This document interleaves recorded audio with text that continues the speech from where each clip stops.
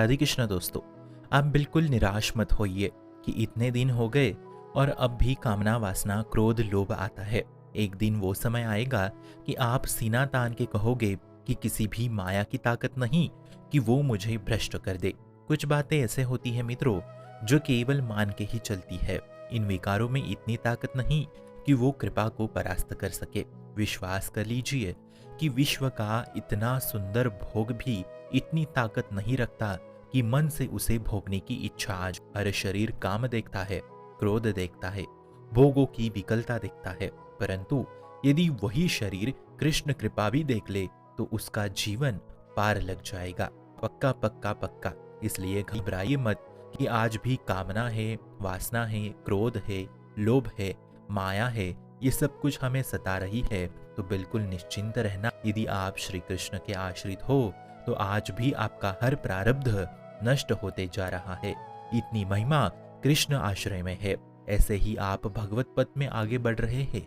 फिर एक दिन ऐसा भी आता है कि आप स्वयं कहेंगे कि जिन विकारों के लिए हृदय मचल जाता था उन विषयों विकारों में आज उनके सानिध्य में होने के बावजूद भी उनका स्मरण भी नहीं आ रहा है। कृष्ण कृपा का वर्णन करना असंभव है। कृपा का वर्णन हो ही नहीं सकता मित्रों। ये आपको इसलिए कह रहे हैं हम क्योंकि कामना वासना क्रोध लोभ सबको नचाते हैं, पर कृपा ऐसी चीज है जो इन सब का एक पल में नाश कर देती है। जो आश्रित जन है उनको परास्त करना असंभव है। तीनों कालों में जिस मोहिनी रूप को देख करके स्वयं भगवान शिव भी विचलित हो गए, उसी मोहिनी को ये जानकर कि ये तो हमारे श्री हरि ही है, तो कोई भी देवता विचलित नहीं हुआ कामना हेतु। देखो ये हुई असली कृपा। सुंदर से सुंदर स्त्री को देखकर भी कामना वासना नहीं आई किसी भी देव के भीतर। ये कमाल है आश्रय का, ये चमत्कार है कृष्ण आश्रय का। ये बहुत बड़ी बात हो गई मित्रों।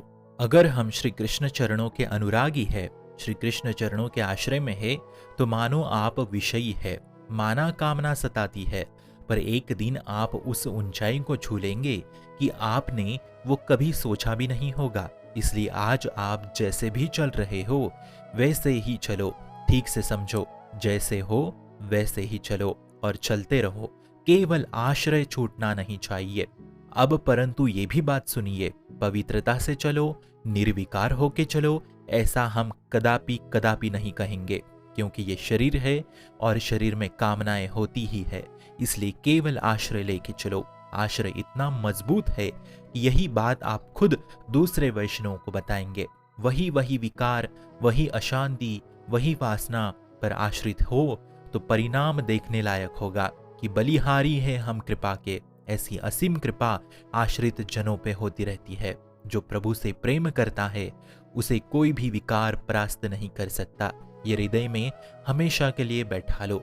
ये संतों के अनुभव की बातें हैं मित्रों, क्योंकि ये विकार बहुत लंबे समय तक सताते हैं, बहुत ऊंचाई तक ये साथ रहते हैं।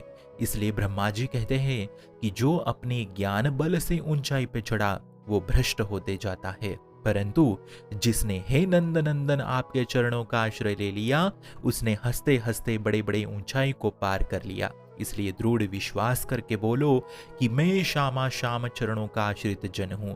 जो महापापी है, दुष्ट है, नीच है, ऐसा होते हुए भी जो आश्रित है उनके अपराध देखे नहीं जाते मित्रों। माना आपके आचरण सही नहीं है, माना आपकी वो स्थिति नहीं है भजनानंद की, परंतु आश्रित हो तो आपकी विजय है विजय। लिख के ले लो, सारे प्रारब्ध नष्ट हो जाएंगे। अंत में कर्मों के किताब में कोरे पन्ने ही नजर आएंगे। इतना सामर्थ्य आश्रय में है। इससे केवल परम पद प्राप्त होता है। इसलिए केवल भगवत आश्रित हो जाओ। शुभम भवतु कल्याणमस्तु।